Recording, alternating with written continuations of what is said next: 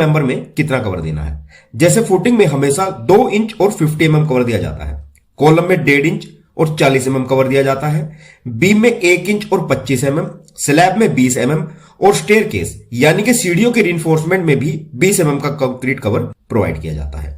यह सभी concrete cover आपको याद होने चाहिए। Second, weight of steel bar पर रनिंग मीटर, यानी कि आप स्टील बार का पर मीटर वेट कैसे कैलकुलेट करोगे। तो सरिये का वेट अगर आपको केजी में कैलकुलेट करना है तो आप फॉर्मूला यूज करेंगे d² डिवाइड बाय 162.2।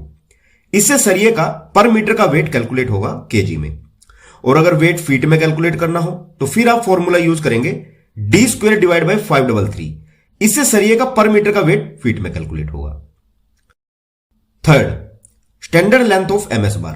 अगर आपसे कोई पूछे या इंटरव्यू में पूछ लिया जाए कि एक एमएस बार की स्टैंडर्ड लेंथ क्या होती है, तो आप हमेशा ध्यान रखें कि एक एमएस बार की फुल लेंथ होती है 40 फीट की, यानी कि 12 metre.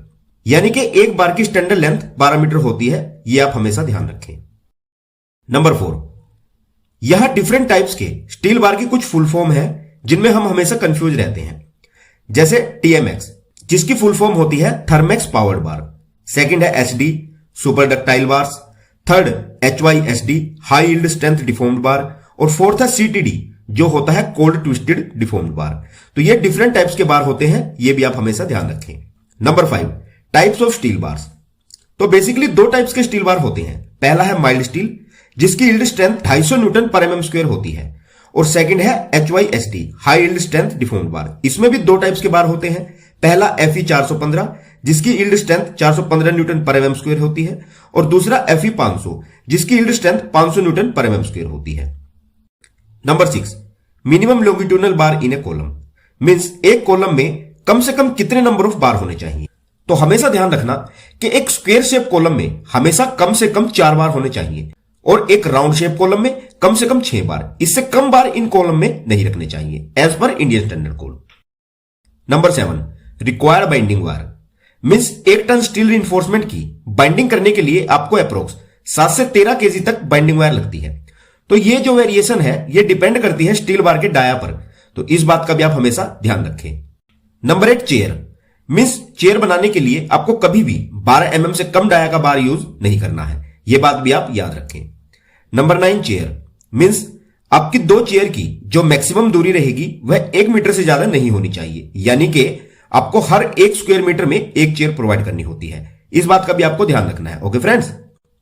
Number 10, unit weight of steel bar. तो जैसा कि मैंने फॉर्मूला बताया है पर मीटर वेट कैलकुलेट करने का, वैसे तो आप उस फॉर्मूले से किसी भी बार डाया का पर मीटर वेट कैलकुलेट कर सकते हो, पर फिर भी डिफरेंट बार्स का यूनिट वेट आपको याद होना चाहिए। जैसे कि 6 mm बार का यूनिट वेट होता है 0.222 kg पर मीटर का, 8 mm का 0.395 kg, 10 mm का 0.616 kg, 12 mm का 0.888 kg, 16 mm का 1.578 kg, 20 mm का 2.466 kg और 25 mm का 3.853 kg। ये इनका पर मीटर का वेट होता है। आप इन यूनिट वेट्स को जरूर याद कर लें। नंबर 11, सीसी, जिसका मतलब होता है सेंटर टू सेंटर डिस्टेंस। आपने अक्सर सीसी के बारे में सुना होगा या ड्राइंग में पढ़ा होगा। इसका यही मतलब है सेंटर टू सेंटर डिस्टेंस, ये वाला। नंबर 12, डीएल का मतलब होता है डेवलपमेंट लेंथ, ये वाली लेंथ। नंबर 13, टीएमटी का मतलब होता है थर्मोमैकेनिकली ट्रीटेड बार्स। ये टर्म्स भी आपको हमेशा सुनने को मिलेंगी, टीएमटी। नंबर 14, जो कॉलम में रिंग्स दी जाती हैं उन्हें टाइज बोला जाता है, पर जो बीम में हम रिंग प्रोवाइड करते हैं उन्हें स्टीरअप्स कहा जाता है। तो बेसिकली स्टीरअप्स और टाइज में यही डिफरेंस है। ये बात भी आप हमेशा ध्यान रखें, जो इंटरव्यू में भी ज्यादातर ये डिफरेंस पूछ लिया जाता है। 16th पॉइंट ये है कि स्लैब में कभी भी 8 mm से कम का बार डाया यूज नहीं करना चाहिए। नंबर 17, कॉलम में कभी भी 12 mm से कम बार का डाया यूज नहीं करना चाहिए। नेक्स्ट, कॉलम में मैक्सिमम 50 mm का डाया बार यूज किया जा सकता है। कॉलम में 50 mm से ज्यादा का बार डाया यूज नहीं करना है। नंबर 19, कई बार हमसे यह भी पूछ लिया जाता है कि रीइंफोर्समेंट में कवर ब्लॉक्स क्यों यूज किए जाते हैं। तो गाइज मेनली इसके 3 रीजन है। पहला तो शटरिंग और रिबार्स के बीच एक यूनिक यानी कि एक जैसा स्पेसिफाइड डिस्टेंस मेंटेन करने के लिए। दूसरा, हमारे स्टील यानी कि सरिये को जंग से प्रोटेक्ट करने के लिए। और तीसरा, स्टील बार्स को थर्मल इंसुलेशन प्रोवाइड करने के लिए। तो मेनली ये 3 कारण है स्टील रीइंफोर्समेंट में क्लियर कवर प्रोवाइड करने के। Number 20, plinth beam reinforcement. Guys आप हमेशा यह ध्यान रखना कि प्लिंथ बीम के बॉटम में हमेशा कम से कम 12 एमएम का सरिया यूज होना चाहिए। इससे कम डाया का बार प्लिंथ बीम के बॉटम में यूज नहीं करना है। और प्लिंथ बीम के टॉप में कम से कम 10 एमएम का स्टील बार, यानी कि प्लिंथ बीम के बॉटम में 12 एमएम से कम और टॉप में 10 एमएम से कम डाया का बार यूज नहीं करना चाहिए। तो इस बात का भी ध्यान रखें। Number 22, minimum column size and reinforcement. आपको यह हमेशा ध्यान रखना है, आरसीसी कॉलम का minimum size 9 inch by 9 inch या 230 बाय 230 एमएम से कम नहीं होना चाहिए। इससे कम साइज का कॉलम कहीं भी रिकमेंडेड नहीं है as per Indian standard code. और कॉलम में कम से कम 4 नंबर ऑफ बार होने चाहिए। नंबर 23, आरसीसी कॉलम में जो आप कंक्रीट यूज करते हैं उसका ग्रेड कभी भी M20 से कम नहीं होना चाहिए, यानी कि 1.5-3 के मिक्स रेशो से कम का कंक्रीट मिक्स कॉलम में यूज नहीं करना चाहिए। इससे ऊपर कुछ भी ग्रेड यूज करो, पर कॉलम में कभी भी M20 से कम का कंक्रीट ग्रेड यूज नहीं करना चाहिए।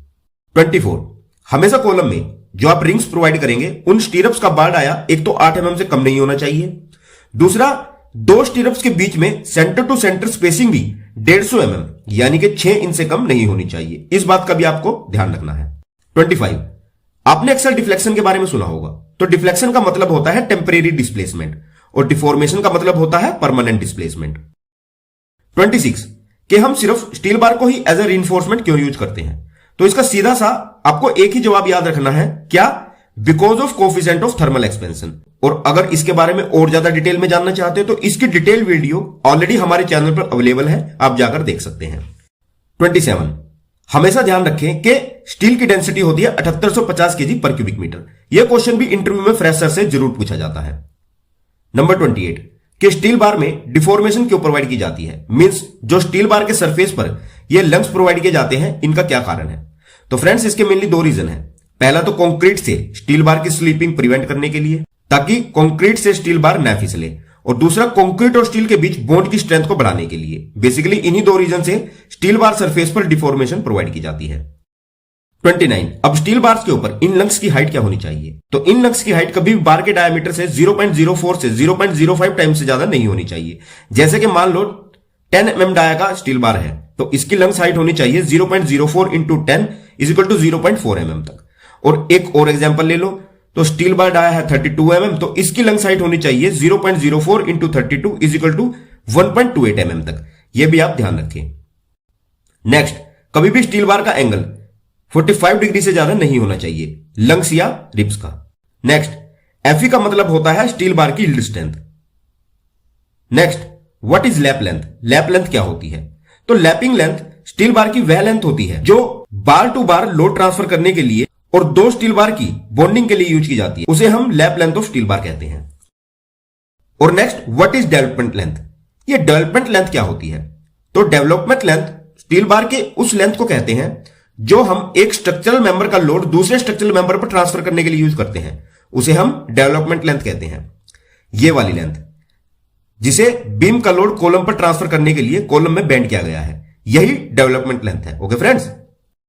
नेक्स्ट, डेवलपमेंट लेंथ क्या रहेगी, यह मेनली 2 चीजों पर डिपेंड करता है। नंबर 1, स्टील के ग्रेड पर कि कौन से ग्रेड का स्टील यूज किया गया है, Fe 415, 500, 500D या 600।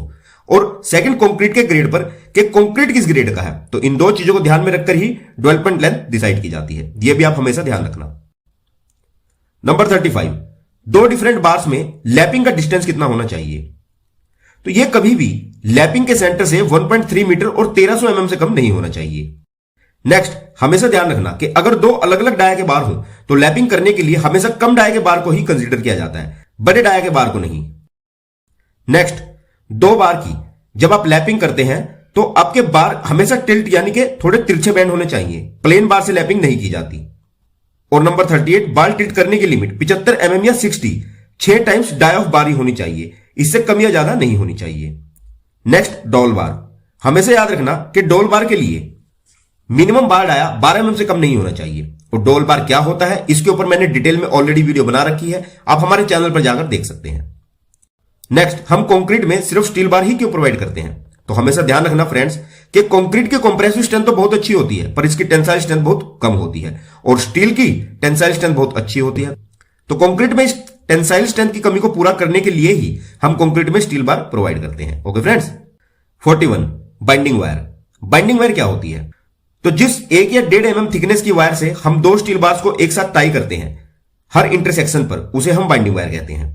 42 रीइंफोर्समेंट स्टील बार। हमेशा ध्यान रखना कि स्टील रीइंफोर्समेंट को ही रिबार्स के नाम से भी प्रोनाउंस किया जाता है, जिसे हम कंक्रीट में प्रोवाइड करते हैं आरसीसी स्ट्रक्चर की टेंसाइल स्ट्रेंथ के लिए। नेक्स्ट, दो इंपॉर्टेंट आईएस कोड, इन्हें आप हमेशा याद रखें। पहला IS 1786 reinforcement steel HYSD rebars का कोड, जो हमें स्टील रीइंफोर्समेंट की फिजिकल और केमिकल प्रॉपर्टीज की इंफॉर्मेशन देता है। और second IS 2502 steel bar reinforcement के बीबीएस का कोड, जो हमें बताता है कि हमें स्टील बार को कैसे बेंड करना है और फिक्स करना है। Next, percentage of steel in structural member के डिफरेंट स्ट्रक्चरल मेंबर में स्टील की परसेंटेज क्या रहती है। Number 1, footing. फुटिंग में स्टील हमेशा कंक्रीट वॉल्यूम का 0.8% होता है। कॉलम में कंक्रीट वॉल्यूम का 2.5%, बीम में कंक्रीट वॉल्यूम का 2% और स्लैब में कंक्रीट वॉल्यूम का 1% स्टील रहता है। Next, according to thumb rule, slab, beam, column और फुटिंग में कितना स्टील रिक्वायर्ड होता है पर स्क्वायर फीट एरिया में। तो रेजिडेंशियल बिल्डिंग में 4.5 kg से 4.75 kg पर स्क्वायर फीट तक स्टील रिक्वायर्ड होता है और कमर्शियल बिल्डिंग में 5 kg से 5.5 kg तक पर स्क्वायर फीट में स्टील रिक्वायर्ड होता है। Next, according to area maximum reinforcement कितना होना चाहिए। तो बीम और स्लैब में तो टोटल ग्रोस एरिया का मैक्सिमम 4% स्टील होना चाहिए और कॉलम में ग्रोस एरिया का मैक्सिमम 6% स्टील होना चाहिए। यह बात भी आप हमेशा ध्यान रखना। नेक्स्ट, आपको यह ध्यान रखना है कि आपके स्टील रीइंफोर्समेंट की स्ट्रेंथ कभी भी आपकी डेजिग्नेटेड स्ट्रेंथ की 15% से कम नहीं होनी चाहिए। नेक्स्ट, स्टील में कार्बन की परसेंटेज क्या रहती है। तो स्टील में हमेशा कार्बन 0.23% तक होता है। यह बात भी आप हमेशा ध्यान रखें, जो इंटरव्यू में भी अक्सर पूछ लिया जाता है। Next, placing of first beam स्टीरअप्स। हमेशा ध्यान रखना कि बीम में फर्स्ट स्टीरअप्स हमेशा सपोर्ट के 2 इंच के अंदर ही होनी चाहिए। 50 नंबर ऑफ स्टीरअप्स कैलकुलेट करने का फॉर्मूला होता है clear span divide by centre to centre spacing plus 1। 51 footing में कॉलम की मेन रोड का एल कम से कम 300 mm बैंड होना चाहिए, ये वाला एल बैंड।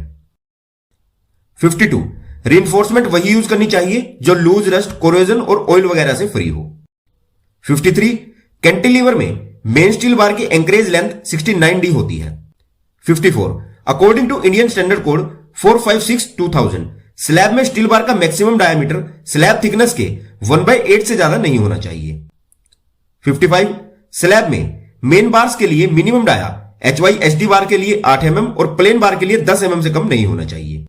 56 स्लैब में डिस्ट्रीब्यूशन बार का डाया 8 mm और स्लैब की थिकनेस के 1/8 से कम नहीं होना चाहिए।